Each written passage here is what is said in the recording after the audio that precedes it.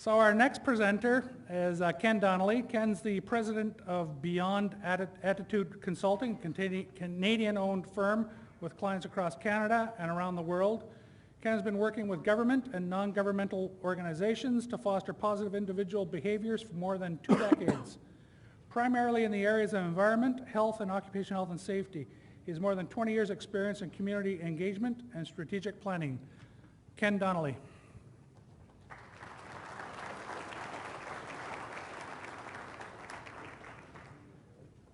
Perfect. Thanks, Mike.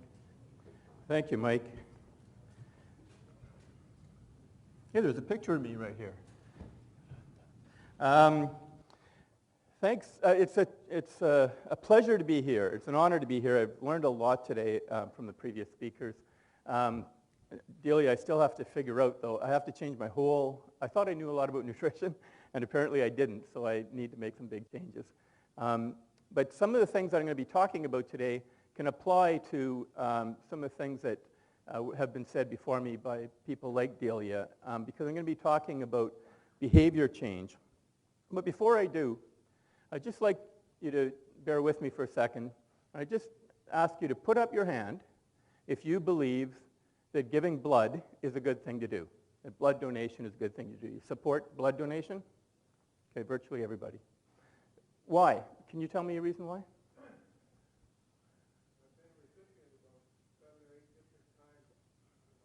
So he's been a recipient 7 or 8 times. Well, that would convince me, that's for sure. Anybody over here? Anybody else? Reason that giving blood is a good thing? Good idea. How about you? Could help save lives? I always ask people at the beginning of my seminars if they think giving blood is a good idea. I've been doing that since 2000 when I started my seminars. And virtually everybody always says, yes, giving blood is a good idea. And people can readily say why. They're very aware of the benefits of giving blood. But I want to ask people now, and I want you to answer very honestly. Put up your hand, those people who have given blood in the last month. Okay, and then keep your hands up, last 6 months, last year, let's say last 5 years, okay? All right, so there's quite a few hands up, and there's a lot of hands that aren't up. And the thing is that in Canada, although from my somewhat scientific survey, I would say that virtually 100% of people have the attitude that giving blood is a good idea, and about 100% of people are aware of all of the benefits of giving blood. They can readily shout them out. Only 3.5% of Canadians donate blood.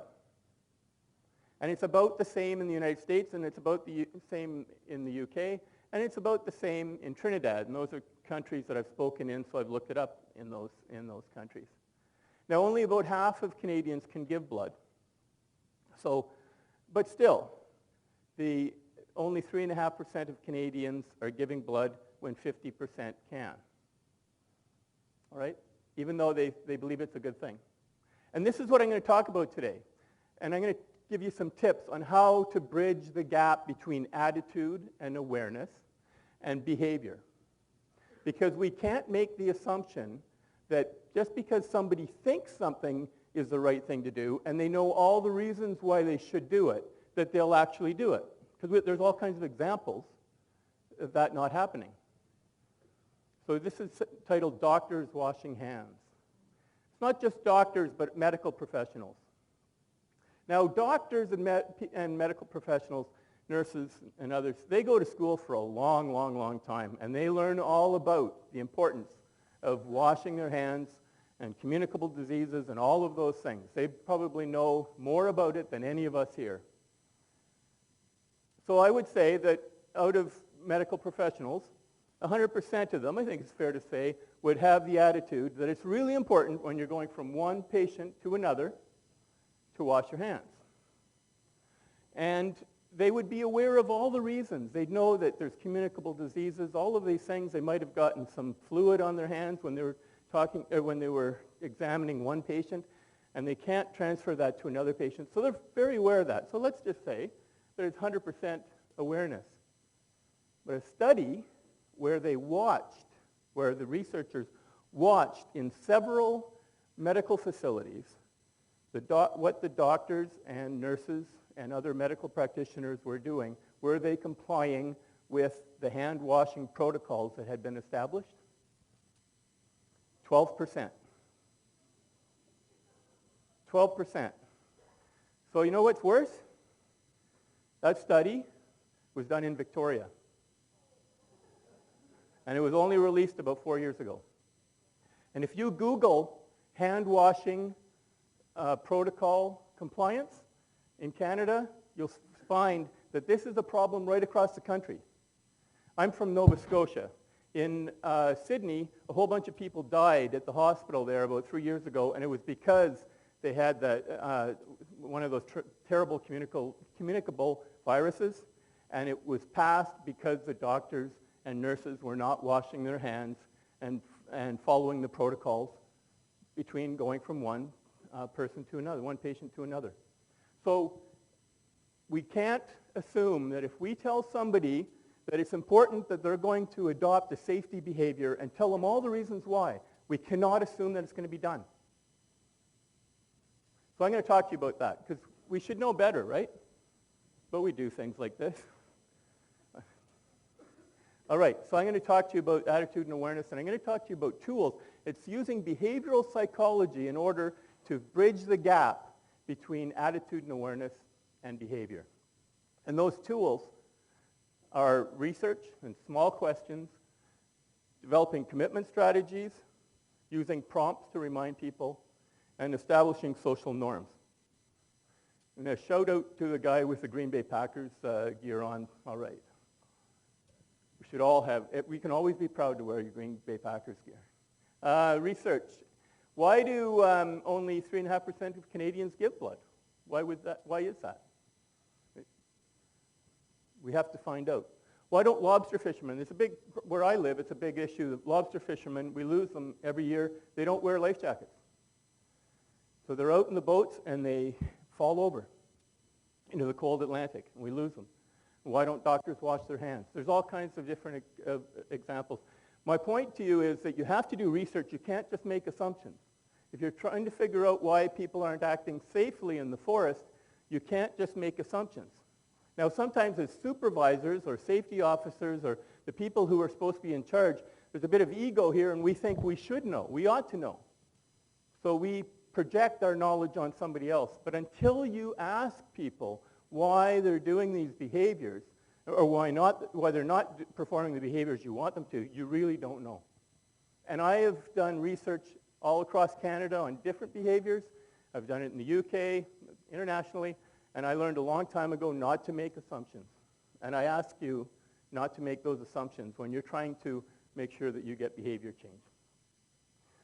You have to determine the barriers that those people are presenting to you for the reason why they are not adopting the behaviors that you want adopted. So the number one thing, if you only leave, and it's been a long day, and if you only leave with one message from what I'm saying to you today, is you cannot assume that somebody is going to adopt the behavior because they know it's the right thing to do, and they know all the reasons why it's the right thing to do. So when we do literature reviews, when we do research, we typically do literature reviews, and we do surveys, we do focus groups, and we often do observations. So I'm working with the BC Forest Safety Council now on a project where we're trying to increase the adoption of the three-point contact entrance and exit behavior. And we've done a whole bunch of research on this. And in fact, on Monday, I'm doing some training in Prince George for some of the people that will be trying to promote this further. And what we've done is we did some literature reviews. We got some good information on what's happening in other areas.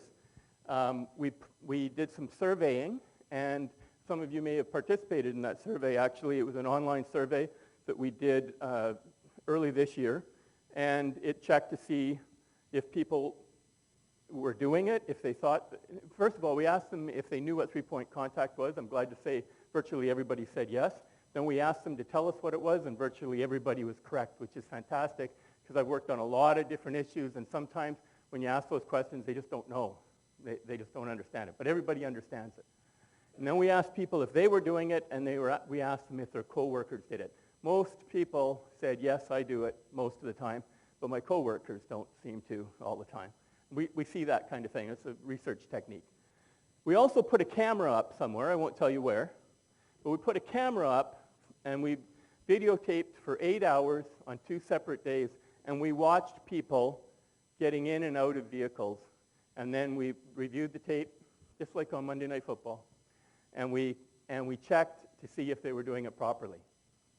So we've got the observations. We have what people think they're doing, but we actually have some observations. So anyways, that's the kind of research that we've done. And when you do this research, what you want to find out is the barriers.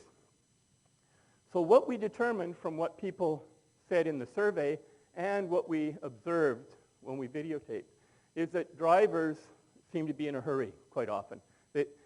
There's a greater compliance, as you can see at the bottom there, there's a greater compliance on entering the vehicle, but when people are getting out, the compliance isn't that great.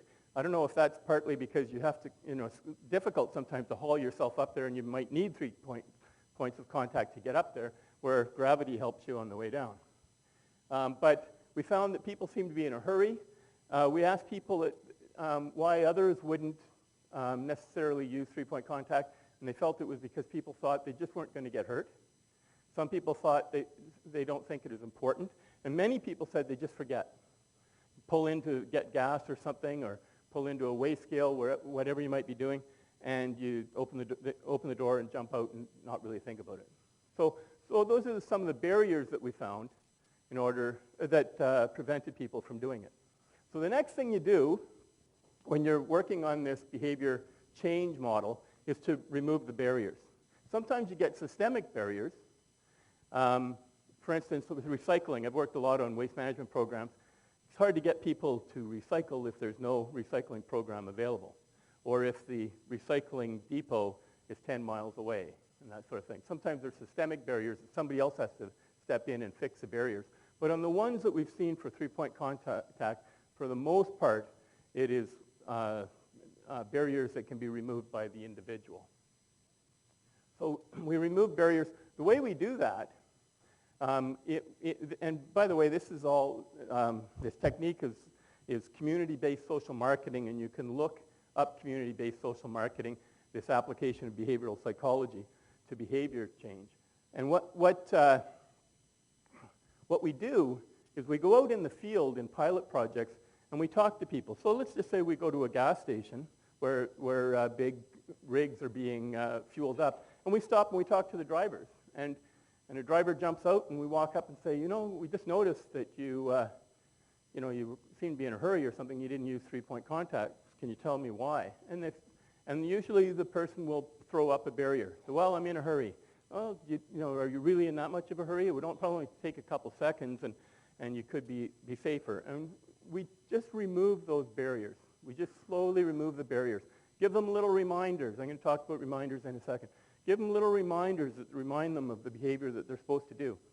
And once we get them to remove, and once we've taken all those barriers away, because if I say, look, it's only going to take another 2 or 3 seconds, that's really not a problem, is it? And the person says, no, you're right. Well, that barrier is gone. As soon as there's no barriers gone, then we ask them for a commitment. And I'll explain that in a second. So we've done research, and we've moved, and I've told you how we address barriers. So I want to talk to you about small questions. You might ask yourself, well, why are you dealing with 3-point contact when there's other things we've heard about today, some behaviors that are much more dangerous, right? Things that people should be doing that could prevent fatalities, and it's been said a couple of times, people have asked, well, why are you doing 3-point contact? Because there's more serious, or bigger fish to fry, perhaps. And the thing is, one of the reasons is the small question, and this is part of behavioral psychology. And as an example, there was, in some research, there's people like this fellow went over into a neighborhood, and they knocked on everybody's door. When somebody came to the door, they said, hi. There's a few of them. Said, hi, I'm from a group that supports safe driving in our community. do you support safe driving in our community? Well, of course, everybody pretty well says yes. You're not going to say, well, no, I like NASCAR right in front of my yard while my kids are playing. So most people say yes. And then they say, well, they said, well, we'd ask you to put up one of these little signs that we have that says that you support safe driving in our community. It's kind of like the block parent approach. And we want to have as many of these little signs up as possible to show people that this community is solidly behind safe driving. Fine, right? So most people put the signs up in their window or on their door. Not a big deal. So then, about a month later, some other people came by, also on the research team, but they came by and they knocked on the people's doors. And they said, do you support safe driving? And the person said, well, yes, of course I do. I have this sign in my window. It says I support safe driving.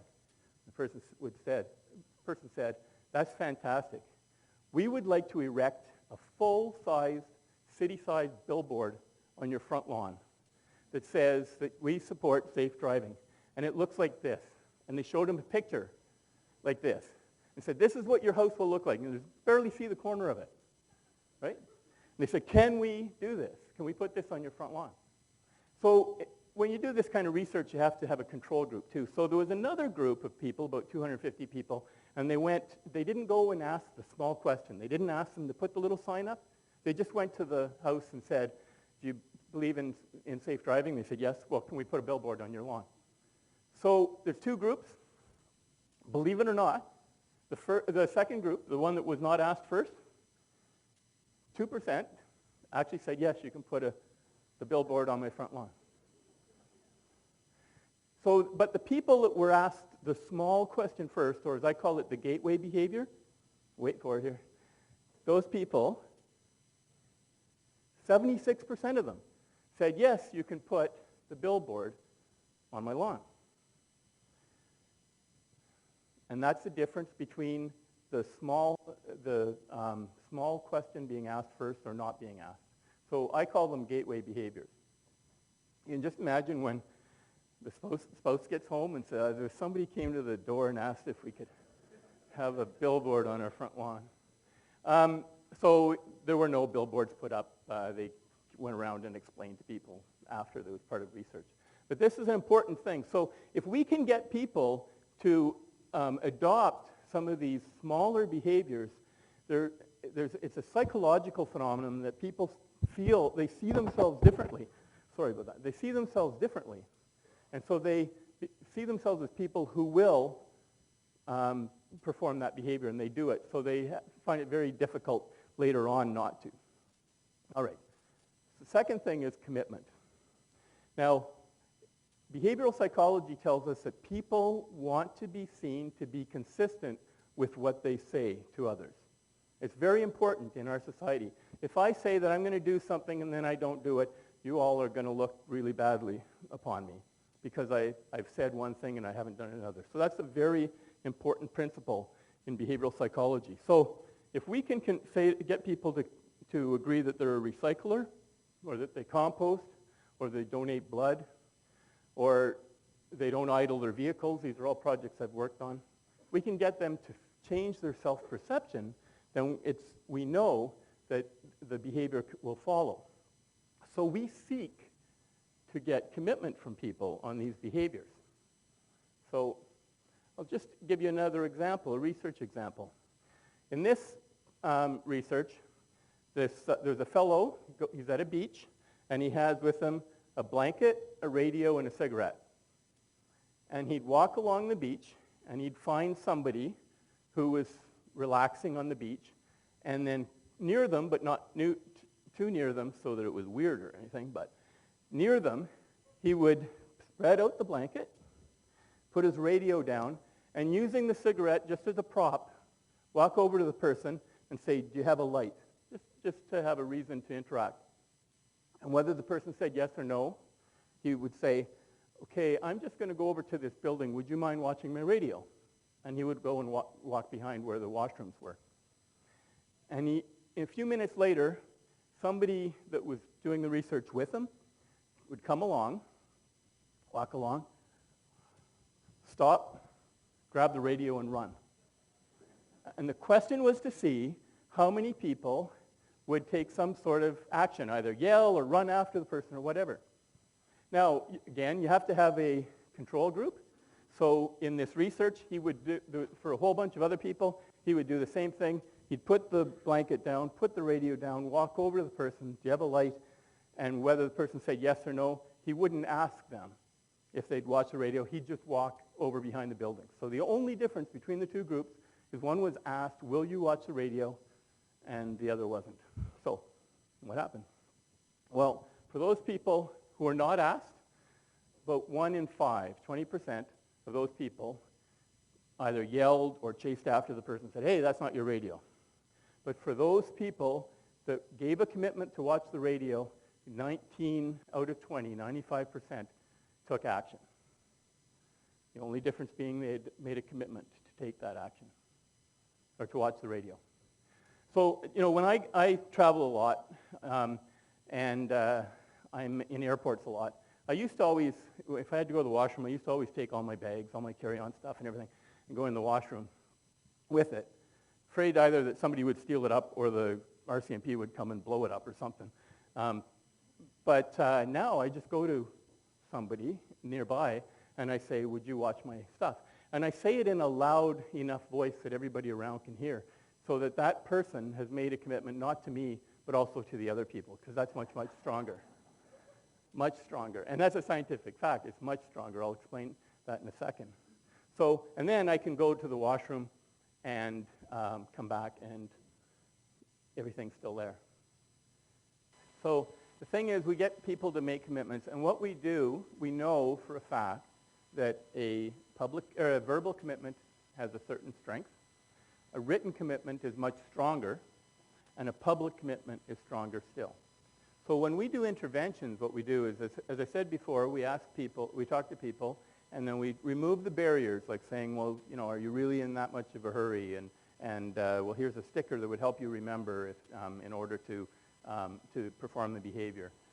And finally, after breaking down all those barriers, we say, so can we count on you, using three-point contact later on? And really, there's no reason not to anymore. And so the person says yes. And that verbal commitment gets you a lot. But what we typically do then is say, that's fantastic. We're keeping a list of all of the people who are committed to this safe behavior. So can you just add your name to the list? And we have a sheet of paper that looks like a petition, and we just get them to add their name. And that is a written commitment. And the written commitments are much, much, much stronger than verbal commitments.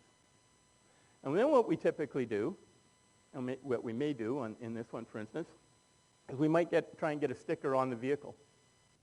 And the sticker may say that I always exit and enter the vehicle with three-point contact, something like that. But some sort of public commitment. One we do for idling, I work on projects in order to reduce engine idling. We get people to put stickers on their windshield, on the front windshield, on the curb side, that says this car does not idle its engine. So when people are parked, they know that that sticker's right there, and somebody walking down the street can see it.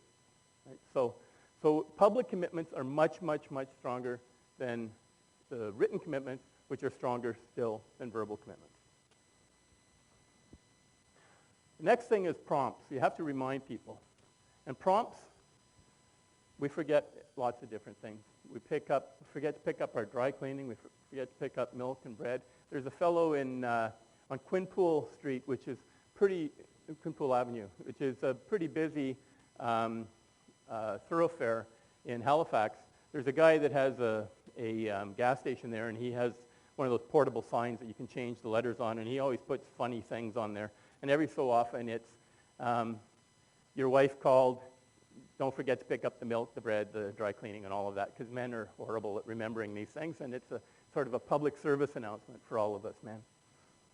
But what we do, though, now is that we all have these smartphones, and we used to have written calendars, and some people still do, so that we can remember the appointments that we have to make. And we have, prompts are simply reminders. You see them a lot, don't see any here, but you see them a lot in businesses where at the exit, it will say, last person out, turn out the lights, right? Or last person out, turn off the coffee pot. Now, the important thing is that's the place to put it, because at the exit, because the last person, if the sign is over by the coffee pot, way in the back in the kitchen, the last person going out doesn't know whether or not the coffee pot's on and is unlikely to go back and check. The person going out is not going to be reminded whether or not the coffee pot is on. So it is quite likely to forget. So you want to put the sign right at the door when the person's going out, and also to turn off the lights. I have a client I was doing some work for, and they have a boardroom that actually has a balcony in Halifax. And the balcony is way over on one side of the room, and by the door it says, last one out, please make sure this door is closed. But it's so far from the actual entrance and exit to the boardroom, it just doesn't make any sense. So I got them to move it. So prompts are reminders. Like I say, the turn off the lights or the coffee pots. Now, this one, put the toilet seat down. I went to a friend's house, and after playing golf with him, had a beer or two with him, went into the washroom, lifted up the toilet seat, and his wife had put a little sign, said, put the toilet seat down. And it was in the perfect place, because it was, when you're standing there, it was right on the thing. Like, I should have printed these up and sold them. I could have retired a long time ago, because half the population pretty well would buy them. And, but it would be exactly where you need it at the time that you need it. And drumming that in, put the toilet seat down all the time, and I've heard it quite a bit, that doesn't work as well as having a sign in the right place at the right time. So they're simple and effective, and they should always be placed at the proper place. Now, in the proper space.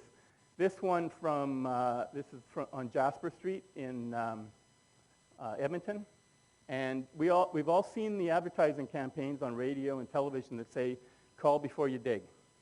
And that's fine, but when you go to dig, unless the TV happens to be right in front of you, playing that ad, you're not going to remember. There's a good chance you won't remember.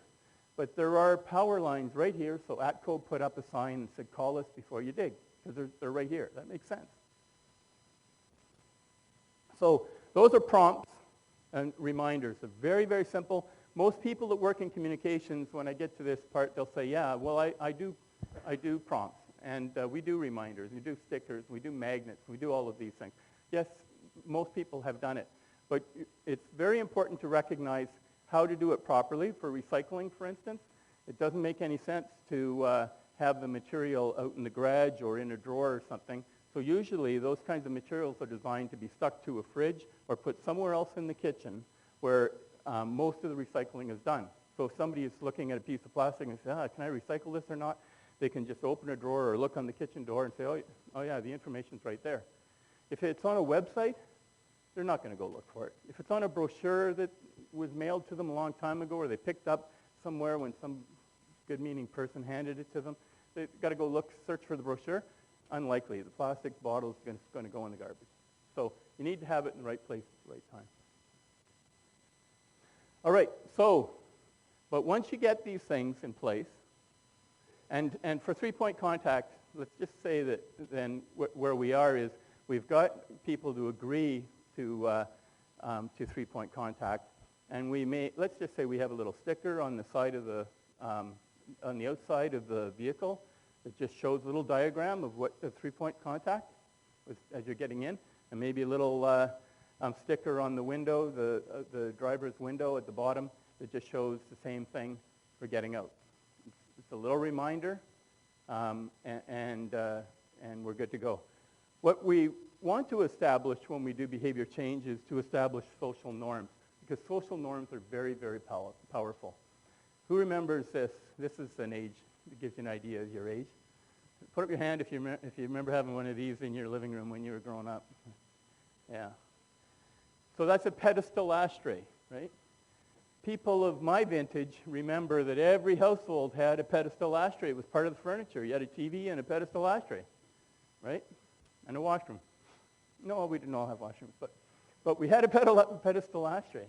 And that's because back when I was a teenager, smoking was so prevalent that a host always had ashtrays for the people that came to the house. You had to.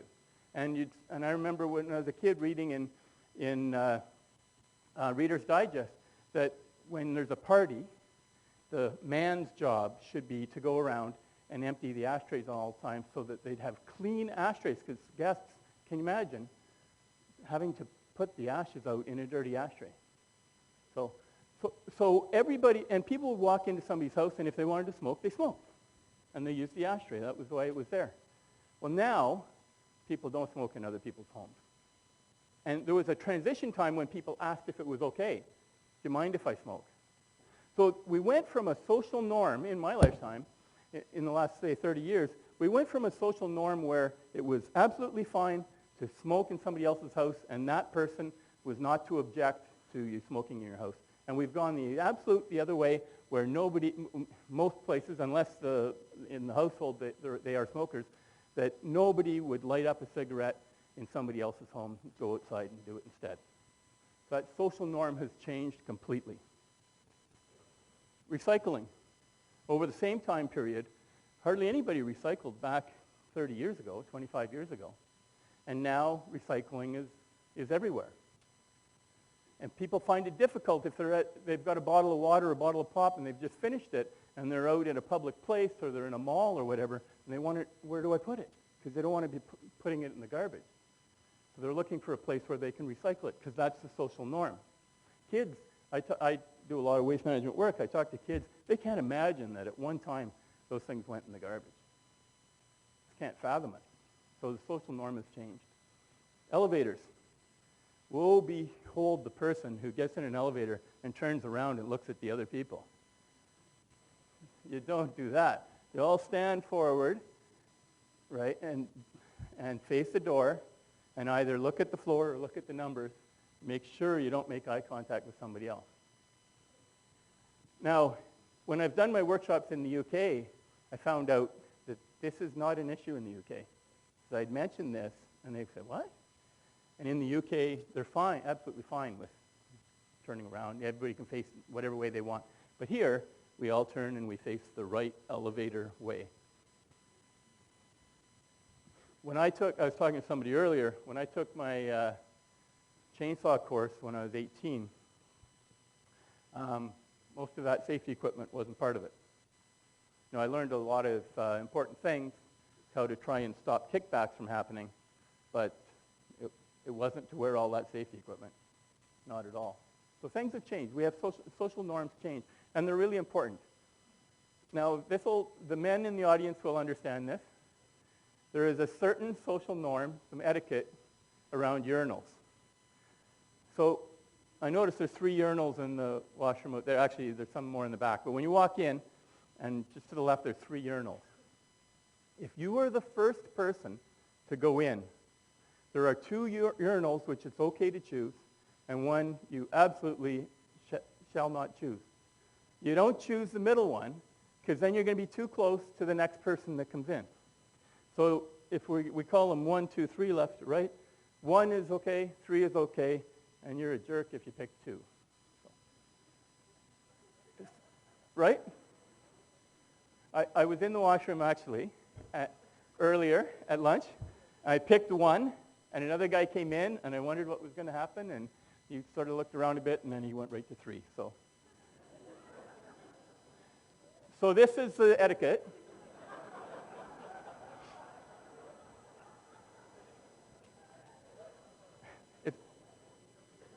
It's a social norm.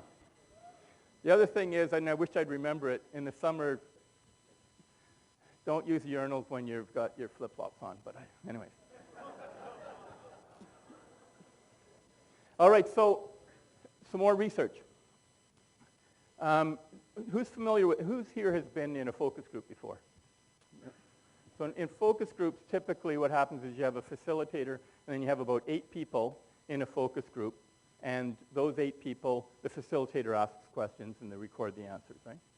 Well, in this research, what they set up was a fake focus group. And there were, the facilitator was a fake facilitator, and 7 of the 8 people who were in the focus group were fake too, and they were all just in on the research, okay? And then 1 poor person didn't realize it, but that person was the person being studied and didn't realize that it was just a sham, right? So what the facilitator did was, everybody filed in, and the facilitator started asking questions, and you ask how they were and all that stuff. And eventually the facilitator puts up a picture like this, and we're going to pretend that you are the one that's not in on the gag. You don't realize it. And the facilitator says, of those, of A, B, and C, which line is the same length as X? And he turns to the first person, and you say C. And then, because you're all in on it, right? It's all predetermined. You say C, you say C, you say C, you say C, you say C, and then I turn to you and say, which is it? 75% of the time, when asked that question, the person said C. 75, they did that over and over. Because there's so much, the social norm is to say C, so people say C, even though anybody, idiot, can tell that it's B. So the social norm, that peer pressure, is stronger than our desire not to look like an idiot. So so peer pressure is a very, very powerful component of community-based social marketing, of behavior change, because if we can get people to change those behaviors, that's why if it is difficult to put that pop bottle into a garbage can at the mall rather than a recycling bin if there's one nearby, because you know that people might be looking at you thinking, why are you doing that? Everybody knows you're supposed to recycle that, right? So social norms are really important. Now, the other thing is, the reason social norms are really important is that, and I can't go into a whole bunch of detail on this, but this pyramid gives you an example of conscious behavior, social behavior, and systems behavior, or as is often called recently as unconscious behavior. So with conscious choice, we only have a certain number of brain cycles that we can use when we're awake in order to do conscious choice. So, and just as an example, how many people have driven to work in the morning, gotten there and thought, how the hell did I get here? Yeah, see, a lot of people. I don't remember driving to work, really. And it's because we go on automatic pilot when we're doing things that we've done a lot before, right? If you've got a pen handy and a piece of paper in front of you, just sign your name. Just take a moment. Try it. Don't be shy. Nothing bad will happen. I'll give, on a blank check would be good. But just sign your name, okay? Now when you're done, near it, beside it, above it, below it, whatever, looking at the signature you just did, try and copy it. Try and copy your signature nearby. Don't just scroll it. Just try and copy the one you just made. And it becomes very difficult to get it exactly right. Because to just sign, we do that all the time. You can sign your signature, and it'll pretty well look the same every time. But to actually try and copy it, now you're thinking, and it's much, much harder to do. And that's because it's a conscious behavior. Now, in sports a lot now, golf, I'm an avid golfer, and what they teach you in golf now is to use unconscious behavior, so that you practice your putting over and over and over, and practice it and get that stroke down, so that when it comes time to make your putt, you have a routine, you look at it, you step up, go 1, 2, 3, bang, and hit it in the hole. Because when you're thinking about it, going, okay, I can't open my hands, I can't close my hands, I have to take it straight back, and I can't hit it too far, and all of that, you're doomed for failure. Because you're working on the conscious choice part rather than the unconscious part. And so in between there is the social behavior. And when we don't smoke in somebody's home right now, we don't go in there and go, oh, should I smoke in their home? Well, they might not say anything if I do, but then if they do say something, geez, they might be really mad and not let me come back. So you don't do that, right? You just know that you're not supposed to smoke in there. So when we can establish social norms, I call it the Shangri-La of behavior change, then all we have to do, we don't have to go back and convince people anymore. We just have to kind of maintain it with the prompts and reminders and that sort of thing. Doug Mackenzie Moore, who is the person, if you go to www.cbsm.com, you can learn a lot more about community-based social marketing. Doug Mackenzie Moore was a professor at St. Thomas University in New Brunswick, and he established this, and I've worked a lot with Doug over the years, but back around 92, he coined this term, community-based social marketing, to describe this toolkit that I've presented to you actually, although there's a lot more detail than I could give in 45 minutes, but he coined that phrase and put this toolkit together of proven behavioral psychology tools that can be used in order to foster preferred behaviors. So, and Doug, when he was teaching as a professor, what he used to do is he'd have his students break social norms and report on it as part of their project. And he said they hated it. They absolutely hated it because it's really difficult, of course, to break social norms. So what Doug tells the story of this one student that he had, this young lady, and she was pregnant. She was very visibly pregnant, about 6 or 7 months pregnant. And what she did was she invited a bunch of her friends to a restaurant for dinner one night. They all got together. But she went early, and she told the waitress that when people come in, please come around and ask us for our drink orders. And ask me last. And when you ask me, I'm going to say rum and Coke. But just bring me a Coke. So the waitress came around, asked everybody, all her friends, and they were all female, what they wanted. And they all ordered, wine, whatever it was. When it came to her, she said, I'll have a rum and Coke. Her friends freaked out. Said, you can't drink. You're pregnant. 6, 7 months pregnant. And then the drinks came, and they're all staring at her, right? And she put the thing to her lips, and then some of them left the restaurant, stomped out, angry. Others just gave her heck all through the whole dinner. And because of the research, of course, she couldn't say anything. So she told them the next day and had to document it. But that's a very powerful social norm. Now, when I was a kid, I guess that medical knowledge wasn't there. So that often happened, that people would smoke and drink, actually, when they were pregnant. Might explain something for me, anyways. But so right now, you may have seen on the radio and on the news that Canadian Blood Services has a real problem, and I've heard it last night too, right here in BC, is that the current blood inventory is very, very low. And they're trying to get people out to donate blood. And we all know the reasons why giving blood is a good idea, and we all think giving blood is a good idea, right? We all think that. So can we commit to trying in the next month to get out and donate blood? Because a lot of people in the community need it. And I was requested by a friend of mine in BC who works for Canadian Blood Services. She knew I was going to be making a presentation today. She knows that I do community-based social marketing. She knows I often use blood donation as an example. So I would ask you if you could put up your hand, if you could commit in the next month. She said November was going to be really important to get out and give blood. Can you? Anybody else? Okay, thank you. I can tell you that those people who commit, you will feel compelled to do so. You might not all do it, but you'll feel compelled to do so because you've just made a commitment to do it. And that's how community-based social marketing works.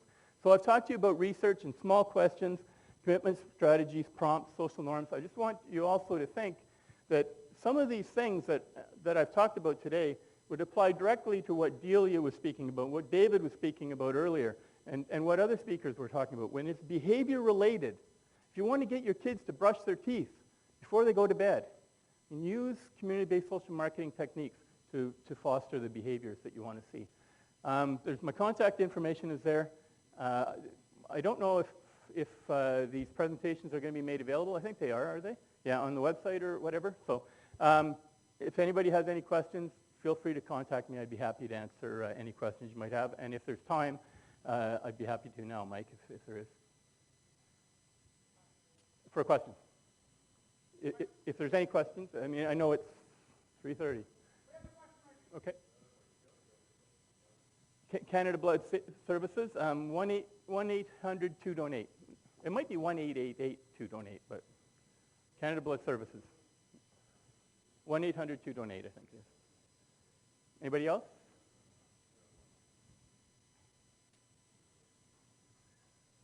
It's getting late in the day. Yeah. All right. Thank you.